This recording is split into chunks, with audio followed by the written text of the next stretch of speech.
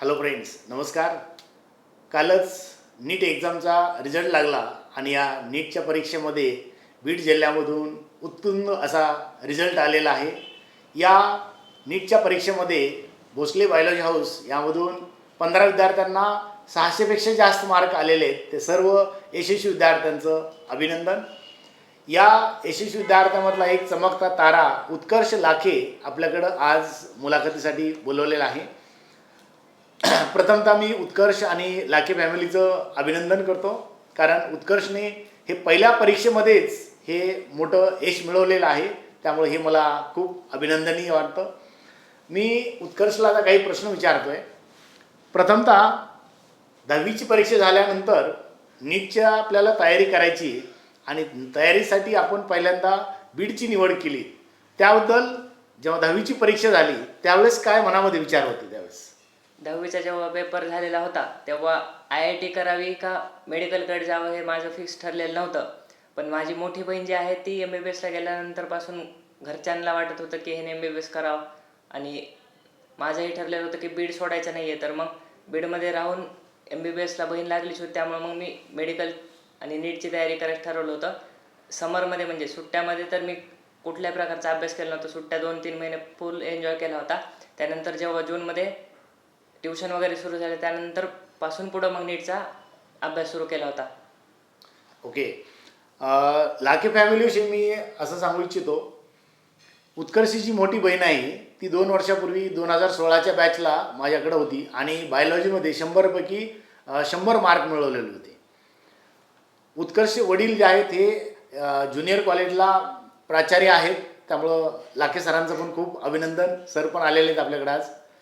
म्हणजे यांना आपल्या क्लासेसची अगोदर थोडी माहिती होती आणि मला वाटतं बीड या शहराची आणि आपल्या BBHची निवड केली ही पण एक आमच्यासाठी अत्यंत महत्त्वाची विश्वासाची गोष्ट असते. नंतर उत्कर्षला ह्या 2 वर्षाची जर्नी जी आहे, या 2 वर्षाची जर्नी जी आहे फिजिक्स, केमिस्ट्री, बायोलॉजी या तिन्ही विषयाविषयी थोडं डिटेल सांगा, म्हणजे आपले व्ह्युअर्स जे आहेत, सर्व स्टुडंट्स आहेत यांना दिशा भेटेल आणि कोणाची दिशा जर चुकली असेल तर राईट ते योग्य ट्रॅकवर येतील. तर फिजिक्स, केमिस्ट्री, बायोलॉजी याविषयी तुम्ही प्रिपरेशन कसं केलं? सगळ्यात सुरुवातीला म्हणजे ट्युशन ठरवण्याचं महत्त्वाचं होतं, कारण काही जण आहेत ज्यांना 11वीला ट्युशन म्हणजे चांगल्या भेटत नाहीत, मग पुन्हा त्यांच्या 12वीला ट्युशन बदलण्यामुळं पुन्हा नुकसान होतं. म्हणजे काही टॉपिक इकडे झालेले असतात, इकडे नसते झाले, त्यामुळे पुन्हा मग पूर्णच त्यांचं वाट लागून जाते. त्यामुळं ट्युशन निवडताना आधीच नीट विचार करायचा.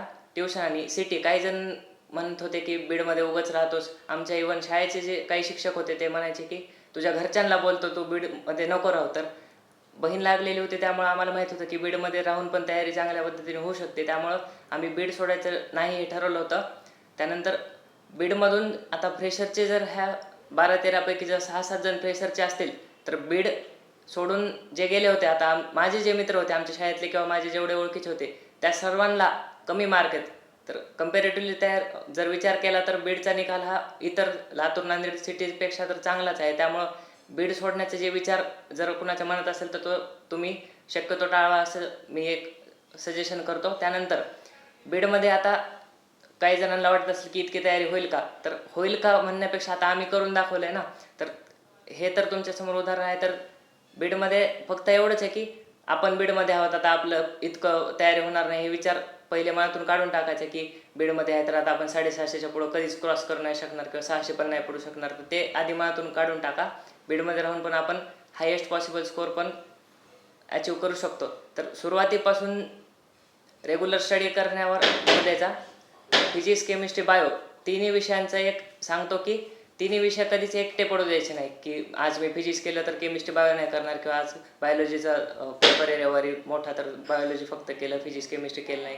तर तिन्ही विषय बॅलन्समध्ये ठेवावं लागते सुरुवातीपासूनच. म्हणजे विकली एक्झाम होत राहतात ट्युशनमध्ये, त्याचा तर आपल्याला स्टडी करायचा असतो, सोबत आपल्याला जुनी रिव्हिजन करायची असते.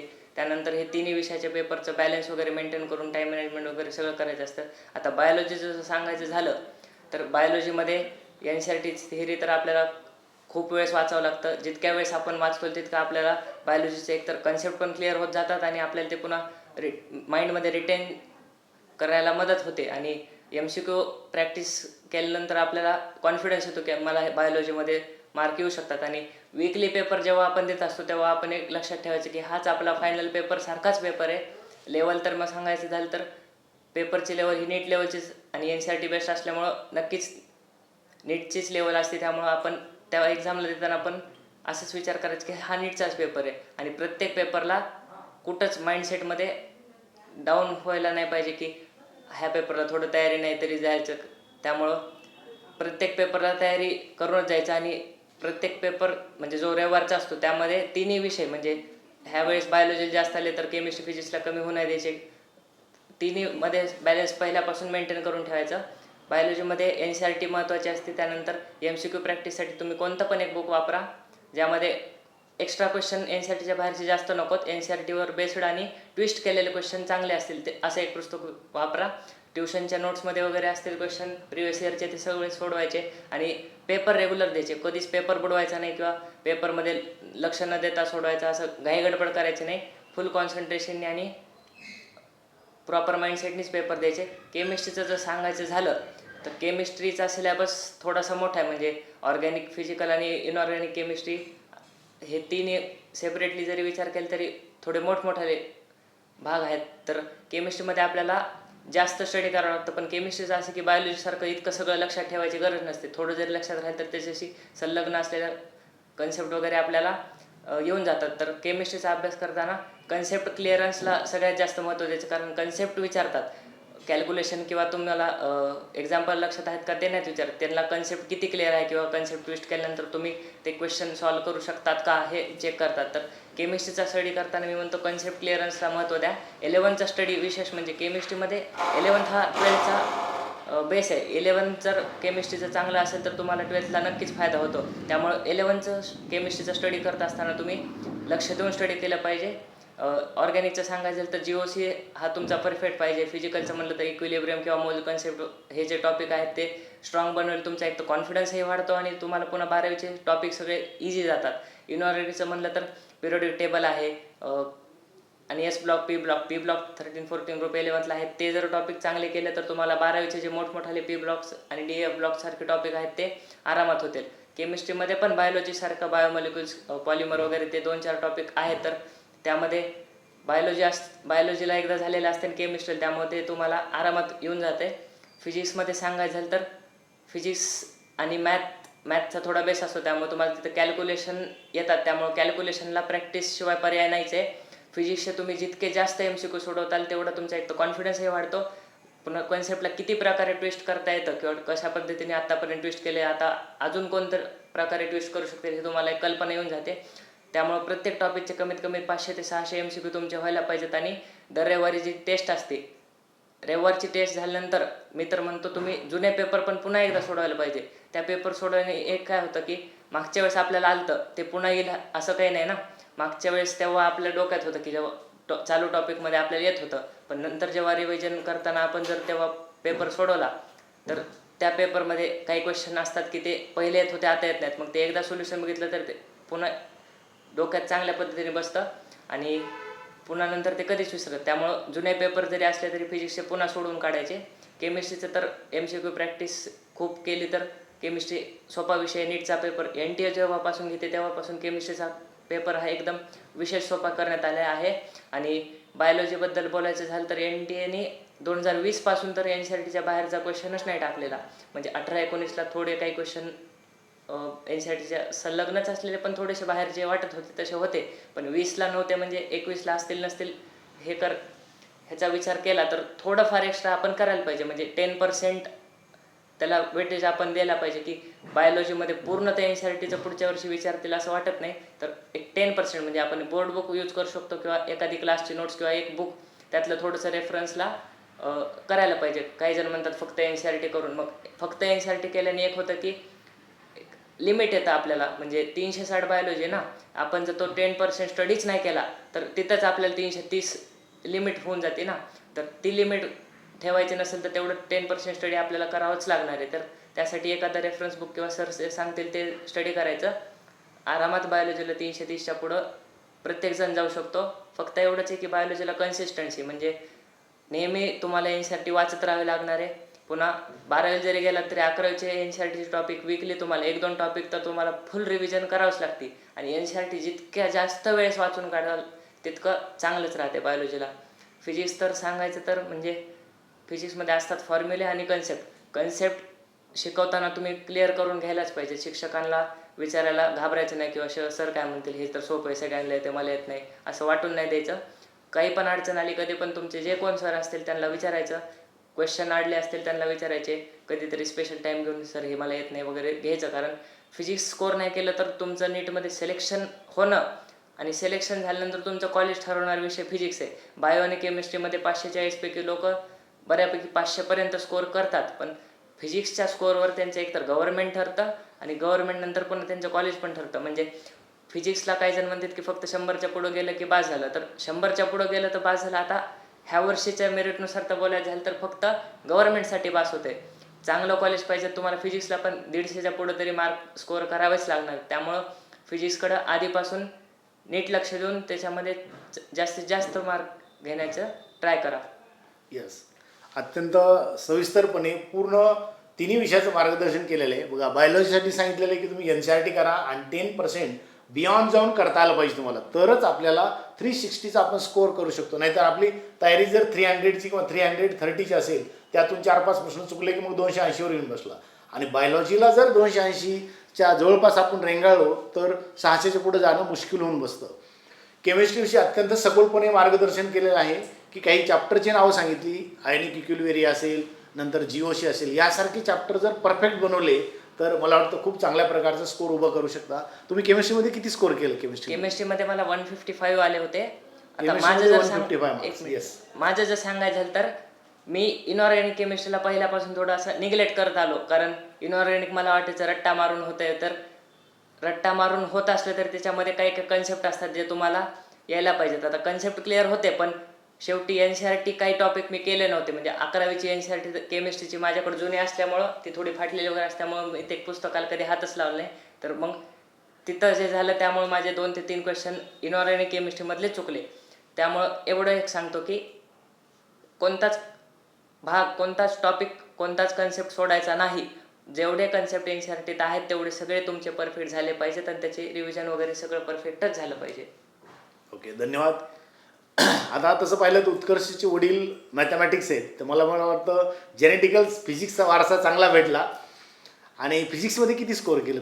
फिजिक्समध्ये 150 स्कोअर केलं आहे. मॅथ आधीपासून 10वीपर्यंत शाळेमध्ये मॅथ मी स्वतः केलेलं. माझं सांगायचं झालं तर मी 10वीपर्यंत कुठल्याही प्रकारची ट्युशन लावलेली नव्हती. मला शाळेत जेवढं शिकवत होते तेवढं आणि मी स्वतः करायचो. म्हणजे मॅथचे जर शाळेत शिकवल्यानंतर घरी गेल्यानंतर सगळे क्वेश्चन वगैरे सोडवायचे. त्यामुळे मॅथची प्रॅक्टिस असल्यामुळे मला फिजिक्समध्ये नेहमीच स्कोअर हाय राहायचा. म्हणजे ट्युशनमध्ये मला नेहमी 150च्या पुढं राहायचे आणि रँक 1 हा मी कधी सोडलेलाच नाही. मी जिथं ट्युशन लावतो फिजिक्सला तिथं मी रँक 1 कधीच सोडलेलं नाही.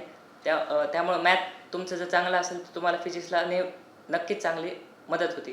Very good. बघा, एक अत्यंत महत्त्वाचा मेसेज दिलेला आहे की तुमचा वर्षभराचा परफॉर्मन्स कसा आहे तसाच फायनल नीटचा एक्झामचा परीक्षेचा रिझल्ट येतो. फायनलला तुम्हाला टॉप राहायचं असेल तर वर्षभर टॉप राहण्याचा प्रयत्न केला पाहिजे. मार्क तुम्ही जेव्हा अभ्यास करता त्यावेळेस मार्कामध्ये कमी जास्त होऊ शकतं, परंतु तुमचा एफर्ट्स कमी जास्त नाही झाला पाहिजे. तुमच्या प्रयत्नामध्ये कधी कमी जास्त नाही झाला पाहिजे. आणि प्रयत्नात जर सातत्य ठेवलं, मग बऱ्याचशा वेळेस काय होतं माहिती आहे का, काही मुलं किती मार्क्स पडले म्हणजे मार्क्स चांगले आले तर वा मी खूप खुश, खूप चांगला, मी हुशार, पहिला आल्यावर तर काय विचारूच नका युनिट टेस्टमध्ये. पण जेव्हा तुमची कसोटी असते, मार्क कमी येतील त्यावेळेस, मार्क जेव्हा कमी येतील त्यावेळेस तुम्ही न खचता, न घाबरता तेवढ्या ताकदीने पुन्हा उभा राहिलं पाहिजे. कारण यशाची परिभाषा कशावर मोजली जाते? तुम्ही किती उंच जाता हे महत्त्वाचं नाही. उंच जात असताना जेव्हा आपण पडतो त्यावेळेस किती ताकदीने उभा राहतो. म्हणजे मार्क आपले जेव्हा कमी येतात अभ्यास करताना तेव्हा आपण इमोशनल नाही झालं पाहिजे. तेव्हा आपण जेवढी स्टेबिलिटी ठेवू आपली तेवढं आपण आतून मजबूत बनतो. आणि जो आतून मजबूत बनतो तो यशाच्या शिखरावर गेल्याशिवाय राहत नाही. उत्कर्ष, तू टाईम मॅनेजमेंट कसं केलंस? आता हे जे रेग्युलर क्लासेस आहेत यांचं टाईम मॅनेजमेंट कसं होतं? टाईम मॅनेजमेंट आता म्हणजे बायोलॉजी, केमिस्ट्री आणि फिजिक्स 3 विषयाचे ट्युशन शक्यतो सलगच असतात सगळ्यांच्या. तर ते 3 तास जाऊन येण्याचा म्हणलं तरी अर्धा-पाऊण तास जरी इकडं धरलं तरी टोटल 5-6 तास आपले ट्युशन करण्यात जातात. त्यानंतर रोज शिकवलेलं जे आहे त्याचा आपल्याला स्टडी करायचा असतो. पुन्हा वीकली एक्झाम असतात. ते सुरुवातीला आपल्याला करायला काही वाटत नाही की खूप जास्त स्टडी आहे. पण 12वीला जेव्हा येतो तेव्हा आपल्याला 11वीचं रिव्हिजन करायची असते. त्यानंतर आपले 12वीचे चालू टॉपिक म्हणजे 12वीला एक तर लेक्चर जास्त टाईमचे आणि जास्त जास्त शिकवत असल्यामुळं त्याचा जास्त अभ्यास करावाच लागतो आणि पुन्हा 11वीचे रिव्हिजन. त्यामुळं टाईम मॅनेजमेंट जर सांगायचं झालं तर टाईम ठरवून स्टडी करायचा नाही, तर टॉपिक ठरवून म्हणजे आज एवढा कन्सेप्ट मला करायचा आहे तर त्याला मग आता 1 तास लागू किंवा मग मला 3 तास लागू, तेवढं कंप्लीट झाल्याशिवाय मग मी उठणार नाही. एवढं मनात फिक्स करून तेवढं जर केलं तर नेहमी तुम्हाला फायदा होईल. काही जण म्हणतात आता 1 तास बायोलॉजी करायचं आहे, मग 1 तासात जितकं होईल तितकं. हे चुकीचं आहे. तुम्हाला आज NCERTतला समजा हा एक टॉपिक आहे तो करायचा ठरवला तुम्ही, मग तुमचा 40 मिनिटात झाला काय किंवा 80-90 मिनिटात झाला काय, तुम्ही तेवढा वेळ त्या टॉपिक कंप्लीट केल्याशिवाय उठायला नाही पाहिजे. एवढं टाईम मॅनेजमेंटबद्दल सांगाल. आणि आणखी एक म्हणजे काही जण म्हणतात की पहाटे उठून अभ्यास करायला पाहिजे किंवा रात्री अभ्यास करायला पाहिजे. तसं काही नाही. तुमची जी नॅचरल सवय आहे त्याप्रमाणे करा. आता माझं सांगायचं झालं तर मी सकाळी 9:30-10ला पहिल्यापासून उठत आलो. मी काहीच चेंज केलेलं नाही. मी पेपरच्या दिवशीसुद्धा मी 9:57 उठलो तर चेक केला मोबाईल तेव्हा. तर जे नॅचरली आपलं तेच ठेवा, त्याने तुमची हेल्थ चांगली राहील आणि हेल्थ चांगली राहील तर नक्कीच तुम्हाला अभ्यास करायला पण मन लागतं. Very good. बघा, टाईम मॅनेजमेंटविषयी अत्यंत महत्त्वाचा सल्ला दिलेला आहे. तो म्हणजे तुमचा जो अभ्यास करताय त्याच्यामध्ये तुम्हाला आनंद मिळाला पाहिजे. आता जोपर्यंत तुम्ही ते सॅटिस्फाय होत नाहीत तोपर्यंत त्या सब्जेक्टला सोडायचं नाही. म्हणजे टाईम 1 तास करायचा, 2 तास करायचा, हे काय कुठलं गव्हर्नमेंटचं ऑफिस नाही आहे. तुम्हाला मॅनेजमेंट करायची आहे आणि त्यासाठी तुमचं जोपर्यंत सॅटिस्फिकेशन त्या सब्जेक्टमध्ये होत नाही तोपर्यंत मला वाटतं तुम्ही प्रिपरेशन करणं असा अत्यंत मोलाचा सल्ला दिलेला आहे. उत्कर्ष, आणखी मला सांगा, आता अभ्यास करत असताना आपण तर खूप मोठा ध्येय बाळगतो, खूप चांगल्या प्रकारचा रिझल्ट आपल्याला मिळवायचा असतो, पण कधी कधी डिस्ट्रॅक्शन येतात, कधी मूड राहत नाही. मग हे मॅनेजमेंट कसं केलं तू? कधी कधी मग आता कसं आहे, अभ्यास करताना वाटतं की IPL सुरू झाली, आपण IPL बघायला पाहिजे किंवा एखादा शो असतो तो आवडीचा असतो, TV बघायला पाहिजे. काही जणांनी TV नसतो त्यांचा भाग वेगळा, पण काही जणांकडे आता सगळ्यांकडे ऑनलाईनमुळे तर मोबाईल असणारच आहेत. मोबाईल आला की सोशल मीडिया वापर करणारच तुम्ही.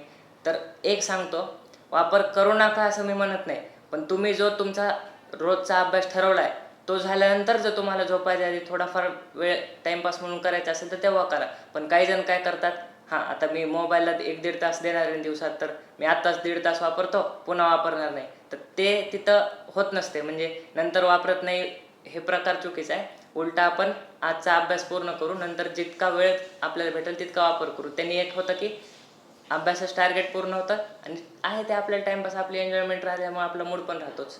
येस. आता बघा, टेक्नॉलॉजीविषयी जो डिस्ट्रॅक्शन करणारा महत्त्वाचा फॅक्टर आहे तो म्हणजे मोबाईल. आज असा मोलाचा सल्ला दिलेला आहे की तुम्ही टेक्नॉलॉजीला आज डिनाय नाही करू शकत, टेक्नॉलॉजी वापरली पाहिजे, पण अगोदर आपलं टार्गेट पूर्ण करून मग आपण या मोबाईलचं असेल किंवा आणखी काय इंस्टाग्राम वगैरे काय काय असेल ते जेव्हा तुमचा अभ्यास पूर्ण झाला आहे, फुल सॅटिस्फाईड आहात तुम्ही, आणि मग त्याचा युटिलाइज केला तर म्हणजे आणखी टेक्नॉलॉजीचा उपयोग कसा देऊ शकतो. ज्या आपल्याला आलेल्या अडचणी आहेत, प्रत्येक अडचण आपण सरांपर्यंत घेऊन नाही जाऊ शकत. त्या मोबाईलचा उपयोग करून आपण आपले डाऊट नट असेल किंवा आणखी कुठल्या याच्यावर ते सॉल्व्ह करू शकतो, किंवा एखादा यूट्यूबवर व्हिडिओ लेक्चर ऐकायचं असेल ते तुम्ही त्याची मदत घेऊ शकता. तर असा हा त्याला मित्र बनवला पाहिजे आणि तो आपल्याला पूरक असला पाहिजे. सर्वांनी लक्षात घेणं हा अत्यंत महत्त्वाचा सल्ला दिलेला आहे. उत्कर्ष, जेव्हा तुमचा सिलेबस झाला होता, शेवटचे 2-3 महिन्यावर परीक्षा आली होती आणि कोविड-19चं लॉकडाऊन झालं, तर या कोविडमध्ये बरेचसे मुलं म्हणजे आता काय कोविड आलं, टी व्हीच्या बातम्या असतील, अजून कुठलं काय असेल, तर याच्यामध्ये तू स्वतःला कसं सावरलंस? आम्ही जेव्हा बोर्ड एक्झामवरून आलतो त्यानंतर आमची जेव्हा 15 एप्रिलला आमची टेस्ट सिरीज सुरू झाली, एक पेपर झाल्यानंतर लॉकडाऊन घोषित झालं होतं. तर लॉकडाऊन घोषित झालं होतं तेव्हा सगळ्यांना सुरुवातीला वाटलं होतं की 20 दिवसात संपून जाईल आणि 3 मेला पेपर होईल. बरोबर. पण एप्रिल एंडला कळलं की 3 मेला पेपर होणार नाही. त्यानंतर हे यूट्यूबवाले काय करतात, त्यांना जे मनाला वाटतं का ते सांगतात. म्हणजे 13 सप्टेंबरच्या सकाळपर्यंत ते म्हणत होते की एक्झाम पोस्टपोन होणार. आता आम्ही सेंटरला पोहोचलो तरी यांचं सुरू की एक्झाम पोस्टपोन होणार लाईव्ह यूट्यूबवर. तर हे जे फेक बातम्या देतात त्यांच्यावर विश्वास बिलकुल नाही ठेवायचा, पहिली गोष्ट. त्यानंतर दुसरी गोष्ट म्हणजे एक्झाम डेट जी असते ती शक्यतो एक्झाम घेण्याचं ते 100% ट्राय करतात. त्यामुळं पोस्टपोन होणारे किंवा कॅन्सल होण्याच्यावर बिलकुल भरोसा नाही ठेवायचा. आपला अभ्यास टाईमच्या आत कंप्लीट व्हायलाच पाहिजे. आता जेव्हा एप्रिलला लॉकडाऊन घोषित झालं, कळलं की आता एक्झाम पोस्टपोन झाली, तर तेव्हा आता माझं स्वतः सांगायचं तर तेव्हा इतकं प्रिपरेशन नव्हतं. फिजिक्स माझं थोडं कमी झालेलं होतं प्रिपरेशन. तर बोर्ड नंतर मला माहीत होतं की आता मला फिजिक्सचे जे टॉपिक मला येत नाहीत, 12th काही टॉपिक होते जे मला थोडे प्रॅक्टिस कमी असल्यामुळं वाटायचे की ह्याच्यातले माझे चुकतील, तर ते करण्यासाठी मग मी लॉकडाऊनचा पूर्ण वापर करून घेतला. आता बायोलॉजी माझं पहिल्यापासून चांगलं असल्यामुळं बायोलॉजीला मला माहीत होतं की मी कधी जरी पेपर दिला तर 300च्या खाली मी येत नाही. मग बायोलॉजीच फक्त रटत जाण्यात आणि तिकडं 300 घेऊन इकडं फिजिक्सला 100च्या आत राहण्यात मला काहीच इंटरेस्ट नव्हता. बायोलॉजी ठीक आहे, माझं 340 आता आले तर ठीक आहे, समजा पेपर सोपा होता ठीक आहे, पण 320 जरी आले असते तरी मी खुश होतो, कारण मग फिजिक्सला मला आता 150 आलेत. हे करायचं म्हणजे तुम्हाला जर वाटत असेल की तुम्हाला 600 क्रॉस करायचे, तर तुम्हाला बायोलॉजी 320च्या पुढं पाहिजे, केमिस्ट्री 160च्या पुढं पाहिजे आणि फिजिक्स 150च्या तर पुढं पाहिजे, म्हणजे एक 600च्या पुढं आणि एक चांगला स्कोर. कारण 600 म्हणलं की फक्त 600वर लिमिट नाही ठेवायचं, जितकं जास्त जाईल तितकं चांगलं राहते. येस, बघा, तुमचं ध्येय मोठं ठेवा, हा पण अत्यंत महत्त्वाचा सल्ला दिलेला आहे. कारण आपण ध्येयच 500चं ठेवलं ना किंवा 550चं ठेवलं, प्रयत्न त्याच्यापेक्षा आपण जवळपासच करतो. त्यामुळं ध्येय जर आपलं मोठं असेल तर आपल्याला फिजिक्स पण तेवढ्याच ताकदीने करावं लागेल. बायोलॉजी केमिस्ट्री बरोबर फिजिक्सची जोड दिली, बघा तिन्ही विषयाचे किती बॅलन्स्ड मार्क आहेत त्याचे. म्हणजे फिजिक्स केमिस्ट्री 150+ ही साधी गोष्ट नाही आहे, आणि बायोलॉजीमध्ये 340 मार्क ही पण एवढी सोपी गोष्ट नाही आहे. म्हणून तर हा टोटल रिझल्ट आहे, हा 635 मार्काचा रिझल्ट उत्कर्षने मिळवलेला आहे. मी तुम्हाला एक, सर्व विद्यार्थ्यांना इतकी इन्स्पिरेशन, सर्वात महत्त्वाची गोष्ट कुठली असेल तर एका परीक्षेला मार्क्स मला वाटतं 290च्या जवळपास काहीतरी आले होते, आणि व्हॉट्सअपवर एक प्रश्न विचारला होता उत्कर्षने. मी त्याचं उत्तर दिलं आणि म्हणलं मार्क्स किती आले. त्याचे 290, 89 असे काहीतरी मार्क होते. मी म्हणलं मार्क्स कमी कशामुळे आले, तर त्यांनी हे सांगितलं की माझ्या डोळ्याची सर्जरी झालेली. बघा, 13 सप्टेंबरला परीक्षा होती आणि 30 ऑगस्टला त्याचं डोळ्याचं एक मायनर ऑपरेशन झालं होतं. मला सांगा, एखादा विद्यार्थी जर असा तसं जर असता किंवा इमोशनल स्टुडंट असता तर तिथं कोलॅप झाला असता. मला उत्कर्ष विशेष ॲप्रिशिएशन ही गोष्ट वाटते की या कंडिशनमध्ये सुद्धा हा रिझल्ट मिळवला. मग मी 2 दिवसांनी जेव्हा उत्कर्षला भेटायला गेलो तर ते डोळ्याला कापूस लावलेला, डोळा लाल झालेला, तर मला मनापासून तेवढं वाईट वाटलं. पण मी त्यावेळेस अभ्यासाविषयी कुठलीही कॉमेंट केली नाही, फक्त मी त्याला सपोर्ट केला त्यावेळेस. आणि ॲक्च्युली त्याचं मॉरल, फॅमिलीचा सपोर्ट, फॅमिलीचे योग्य संस्कार, कारण तुम्ही या ॲडव्हर्स कंडिशनमध्ये कसं उभा राहता हे मला वाटतं सर्वात महत्त्वाचं असतं, आणि उत्कर्षने ते करून दाखवलं. बघा, याच्यामध्ये वर्षभर एवढी तयारी केली आहे, आणि ज्या सर्वात महत्त्वाचा आपला पार्ट कुठला असेल तर सांगा, डोळे.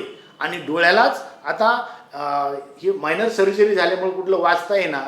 अक्षरशः मी जेव्हा घरी भेटायला गेलो होतो तर त्याची जी मोठी बहीण आहे, मेडिकल करते सध्या, म्हणजे काही पॉईंट्स तिने वाचायचे, यांनी ऐकायचे. मी त्या जेव्हा विचारलं तर मला फिजिक्स असं नाही करता यायचं. म्हणजे या सिच्युएशनमध्ये सुद्धा 150 मार्क्स फिजिक्स केमिस्ट्रीसारख्या आणि बायोलॉजीला आहे ते स्टेबल ठेवणं, किंवा तीच कंडिशन जर नसती तर आपण उत्कर्षला कदाचित 700च्या जवळ बघितलं असताच. तरी पण मी एक गुरु म्हणून सांगतो की सर्व विद्यार्थ्यांनी एक लक्षात घ्या, तुम्ही जेव्हा ॲडव्हर्स कंडिशन असते ना त्यावेळेस तुम्हाला प्रूव्ह करण्याची मोठी तुमच्यासमोर एक आव्हान असतं, आणि उत्कर्षने ते सफल करून दाखवलं आणि आज यशस्वी शिखरावर पोहोचलेलं आहे. तर मला सगळ्यात महत्त्वाचं, उत्कर्ष मार्क आहेत ना 635 जास्त नाहीत वाटत, मला 670 मार्क एक्सपेक्ट होते. पण मला विशेष काय वाटतं तर या ॲडव्हर्स कंडिशनमध्ये त्यांनी जो विथस्टँड केला, जे फेस केलं ना, हे विशेष आहे. डिअर फ्रेंड्स, सर्वांनी लक्षात ठेवा, आयुष्यामध्ये तुम्हाला जर यशस्वी बनायचं असेल तर जेव्हा अशी कंडिशन येते ना, कोलमडून पडायचं नाही. एखादा विद्यार्थी ना कोलमडून पडला असता या सिच्युएशनमध्ये, आणि मला सांगा, इथं जर मॉरल स्वतःच जर कमी झालं असतं तर या नॅशनल लेवलच्या टफ एक्झाम मला या इतर विद्यार्थ्यांना कॉम्पिटेट करता आलं असतं का? कधी शक्य नव्हतं. परंतु उत्कर्षने सिद्ध करून दाखवलं की टॅलेंट हे टॅलेंटच असतं. आणि इथं महत्त्वाचं टॅलेंट तर आहे, पण इमोशनलसुद्धा स्टॅबिलिटी महत्त्वाची आहे, आणि इमोशनल स्टॅबिलिटी ही त्याची टिकून ठेवली, आणि म्हणून एवढ्या उच्च दर्जाचं रिझल्ट मिळू शकला. उत्कर्ष फायनल 2 मिनिटामध्ये कन्क्लूड करून या जे विद्यार्थी आहेत या विद्यार्थ्यांना काय मेसेज देतील? एकच मेसेज देतो की तुम्हाला काय करायचं तुम्ही आधी एक ठरवायला पाहिजे की 10वीची एक्झाम झाल्यानंतर किंवा 11वीला जेव्हा तुम्ही ट्युशन लावताल घरचे वगैरे तर लावून देतील, तर तसं न करता तुम्ही ठरवा आधी तुम्हाला काय करायचं नेमकं. ते ठरवल्यानंतर पुन्हा चेंज होऊ द्यायचं नाही, की आता एकदा ठरवलं ना की मला नीटची तयारी करायची, तर ज्या दिवशी ठरवलं त्या दिवशीपासून ते नीटचा पेपर होईपर्यंत कधीच तुमचं मॉरल डाऊन होऊ देऊ नका. एक्झामची तयारी करत असताना कुठल्याही प्रकारची मनात भीती बाळगू नका. आणि विशेष सांगायचं म्हणजे सर जे सांगतील किंवा तुमचे जे कोणते टीचर असतील ते जे सांगतील त्याला तंतोतंत फॉलो करायचे नेहमीच ट्राय करा, त्याचा फायदा होतो. म्हणजे आणि एक आणखी विशेष म्हणजे सर लोकांशी कॉन्टॅक्ट ठेवत चला. सर लोकांशी कॉन्टॅक्ट ठेवल्याने काय होतं की एखाद्या वेळेस समजा अवघड पेपरमध्ये आपल्याला कमी आले तर ते सांगतात की ठीक आहे, अवघड पेपर काढलेला होता, इतके कमी नाहीत मार्क, तर डाऊन होऊ नको, म्हणजे तसं सांगतात. तर त्यामुळं तुम्ही पुढच्या पेपरच्या वेळेस आणखी चांगल्या पद्धतीने तयारी करून चांगले मार्क घेऊ शकतात. त्यामुळं सर लोकांशी कॉन्टॅक्ट नेहमी ठेवत जा आणि स्वतःशी प्रामाणिक राहा.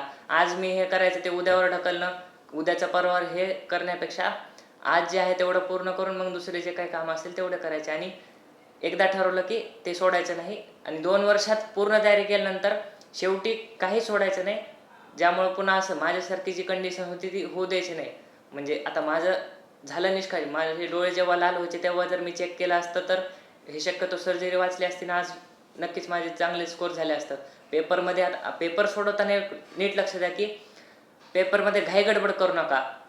तुम्हाला 3 तास म्हणजे 180 मिनिट 180 क्वेश्चनसाठी दिलेले आहेत. फिजिक्सला तुम्हाला थोडंसं कॅल्क्युलेशनमुळे टाईम लागेल. केमिस्ट्रीमध्ये आणि बायोलॉजीमध्ये इतका टाईम लागत नाही. बायोलॉजीला तर 1.5 तास झोपण्यासारखं झालं ते पुन्हा नंतर. त्यापेक्षा बायोलॉजीमध्ये आणि केमिस्ट्रीमध्ये थोडासा टाईम सेव्ह करून तुम्ही फिजिक्सला टाईम द्या आणि एक 15 ते 20 मिनटं गोल करण्यासाठी. गोल करताना एक विशेष म्हणजे त्या प्रश्नाचं त्याच प्रश्नाला गोल करतोय का आपण, किंवा कुठं सिक्वेन्स हुकतो का, ते नेहमी लक्ष द्या. कारण माझे काही मित्र आहेत त्यांचं सिक्वेन्स चुकल्यामुळे आज स्कोर पूर्ण डाऊन झालेला आहे. तेवढं एक लक्ष ठेवायचं आणि टाईम म्हणजे घड्याळ असते आपल्या एक्झाम हॉलमध्ये, घड्याळ असते त्याच्याकडे लक्ष ठेवा. आता माझं म्हणजे जी कंडिशन होती, मला घड्याळ दिसत नव्हतं, नंबर मोठा होता आणि चष्मा घालता येत नव्हता. पेपर मी पूर्ण असा एकदम जवळ घेऊन वाचत होतो आणि घड्याळ न दिसल्यामुळं मी पेपर फास्ट सोडवला. म्हणजे मला वाटलं की आता मला टाईम लागेल, त्यामुळं मग मी फिजिक्सचे काही काही कॅल्क्युलेशन पण पूर्ण केले नव्हते किंवा ॲप्रॉक्सिमेशन करून सोडवले होते. आणि बायोलॉजी तर मग मी एका राऊंडमध्ये डायरेक्टच गोल केले. त्यामुळं 3 वाजून 40 मिनिटं म्हणजे 80 मिनिट आधी पेपर माझा झाला. मग त्याच्यामुळं काही क्वेश्चनचे तर म्हणजे पुन्हा विचार करायचं हे झालं नाही आणि फर्स्ट राऊंडमध्ये काही ज्या चुका राहिल्या त्या कवर झाल्या नाही. त्यामुळं माझं जे काय स्कोर कमी झाला, तर तसं न करता टाईम पेपरचा जो मॅनेजमेंट आहे ते नीट लक्ष द्या आणि जे तुमचं ध्येय आहे ते प्राप्त करण्यासाठी जेवढं तुम्हाला करता येईल तेवढं नक्की करा. धन्यवाद. बघा, उत्कर्षने अत्यंत महत्त्वाचा सल्ला दिला आहे की तुम्ही तुमचं ध्येय मोठं ठेवा, त्या ध्येयाशी प्रामाणिक राहा आणि अहोरात्र मेहनत करा. हे केलं तर 100% यश मिळू शकतं. धन्यवाद उत्कर्ष. आणि ज्या पुढच्या फ्युचर एज्युकेशनसाठी खूप खूप शुभेच्छा. निश्चित आपण उत्कर्ष IAS झालेला पाहणार आहोत. हा मेडिकलचा आता जर कंप्लिशन करून निश्चित UPSC सारख्या ज्या टफ एक्झाम आहेत भारतामध्ये, या एक्झाममध्ये निश्चित खूप चांगल्या प्रकारचा हा यश मिळवेल. त्यामुळे पुन्हा भविष्यासाठी खूप खूप शुभेच्छा देतो. आणि उत्कर्ष वडील आहेत, एक पॅरेंट्स म्हणून काय काळजी घ्यायला पाहिजे किंवा पॅरेंट्सचा काय रोल असतो? कारण हे पॅरेंट्ससाठी, कारण बऱ्याच वेळेस काय होतं, मार्क कमी आले की पॅरेंट्स मुलांना रागवतात, तुला एवढेच पडले पाहिजेत, तेवढेच पडले पाहिजेत, पहिला एवढ्याच आला आहे, तुला कशी कमी आली. तर याविषयी आपण आता उत्कर्ष वडील आहेत लाखे सर यांना आपण बोलूयात. या सर. हां, येस. तर मी पण सरांना काही प्रश्न विचारतोय.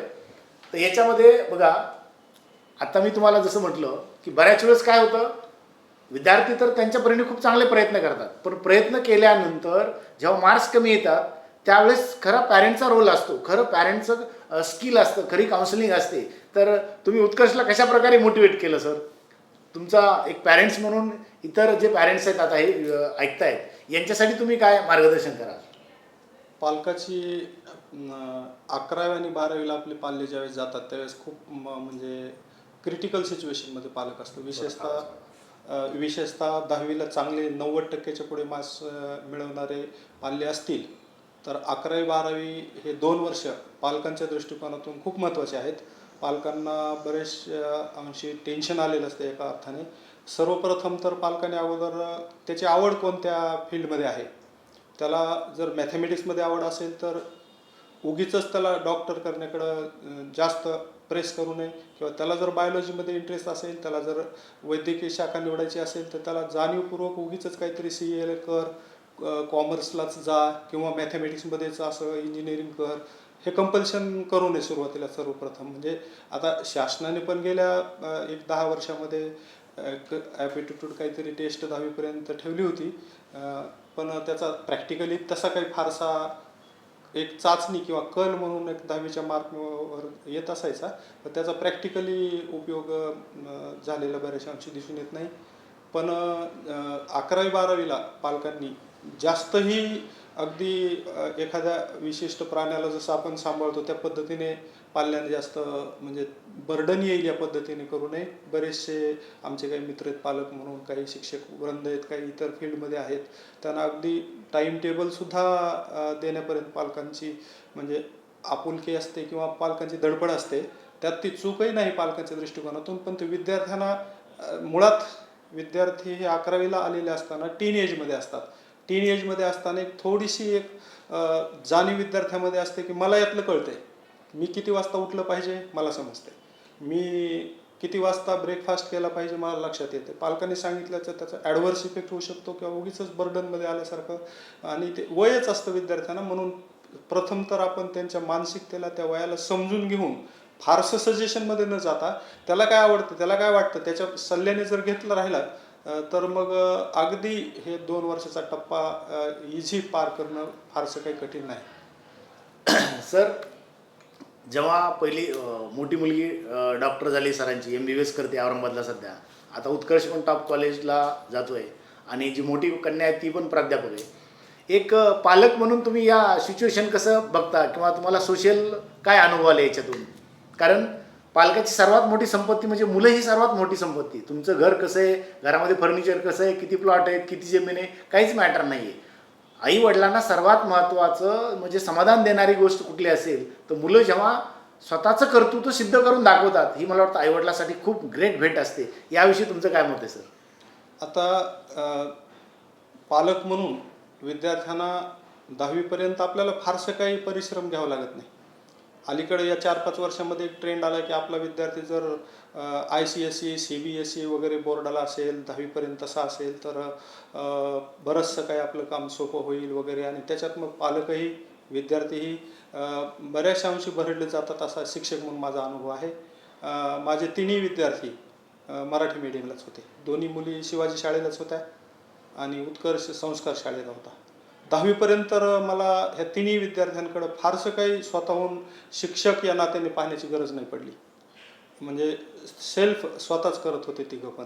फार तर एखाद्या वेळेस काही डाऊट वगैरे असेल तर तेवढा फक्त क्लिअर करायचा, आपण त्या विषयातले असू तर नसेल तर मग त्या संबंधित. मात्र विद्यार्थ्यांना कधीकधी त्यांच्या मित्रामुळे सुद्धा काही अपेक्षा असतात. उदाहरणार्थ आता उत्कर्ष आमचा 9वी पास झाल्यानंतर 9वीपर्यंत त्याच्या डोक्यात IITच होतं. त्याची काही मोठी मुलगी जी आहे आता जी MSc B.Ed आहे, तिला फक्त इंग्लिशला क्लास लावली होती शिवाजी शाळेत असताना.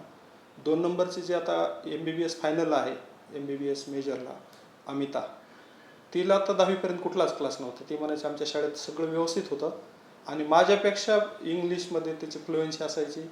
तिला शाळेमध्ये चांगले गुरुजनांचं मार्गदर्शन लाभलं, त्यामुळे तिला इंग्लिशला सुद्धा कुठलीच ट्युशन 10वीपर्यंत लावण्याची आवश्यकता नाही बसली. आणि उत्कर्षाच्या बाबतीत तर 10वीपर्यंत कुठलाही क्लास नव्हता. कुठलाही क्लास नसताना रुटीन स्टेट बोर्डाचा असतानाही संस्कार शाळेच्या शिक्षकांनी खूप त्यांना सपोर्ट केला. इतर कॉम्पिटिटिव्ह एक्झाममध्ये त्याने बरेचसे बक्षिसं पटकवली. म्हणजे दरवर्षी कुठलं नाही कुठलं बक्षीस. तो 3रीला असतानाच मला वाटतं ते ऑलिम्पियाड एक्झाममध्ये त्याला बक्षीस मिळालं होतं. तिथून त्याने ते सातत्य राखत गेला. त्याला तो 3रीला असताना त्याची मोठी बहीण जी 9वीला होती, म्हणजे आता अमिता जी डॉक्टर होते, तिला गोल्ड मेडल मिळालं होतं इंग्रजी विषयामध्ये.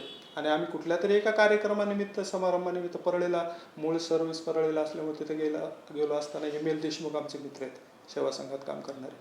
ते म्हणले अरे लाखे सर तुमचे तो मॅथमॅटिक्स तुम्ही ट्युशन मॅथ फिजिक्स घेता आणि इंग्रजीमध्ये त्याला गोल्ड मेडल मिळते. म्हणून खास त्यांनी त्या कार्यक्रमात तिथं समयसूचकता म्हणा किंवा काय म्हणा, आता समयसूचकता ते अयोग्य आहे तिथं, की तिथं कार्यक्रम कोणता चालला आहे, त्यांच्या जवळच्या पुतणीचं लग्न आहे, पण तिथं स्टेजवर नेऊन त्यांनी मुद्दाम सत्कार तिचा ह्यासाठी केला की मॅथमॅटिक्सचे प्राध्यापक आहेत सर, तरी इंग्रजीमध्ये तिला गोल्ड मेडल मिळते.